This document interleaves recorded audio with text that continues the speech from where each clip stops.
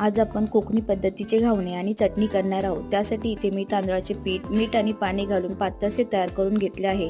आता आपण चटणी करूया। त्यासाठी ओले खोबरे, हिरवी मिरची, भाजके चणा डाळ, कोथिंबीर घालून मिक्सरला फिरवून घेऊयात। त्यानंतर यामध्ये चवीप्रमाणे मीठ, त्यानंतर साखर आणि थोडे पाणी घालून मिक्सरला पुन्हा एकदा फिरवून घेऊयात। दाटसर अशी चटणी तयार करून घ्यायची। आता आपली चटणी तयार आहे। चला तर मग घावणे करायला घेऊयात। त्यासाठी इथे मी घावण्याचा पॅन घेतला आहे, त्याला थोडे तेल लावून घेऊयात आणि घावणे करायला सुरुवात करूयात। हे घावण्याचे पीठ तयार करण्यासाठी आपण जे भाकरीला तांदूळ वापरतो ते स्वच्छ धुवून वाळवून हाताला साधारण खरखरीत लागेल इतके जाडसर पीठ तयार करून घेतले आहे।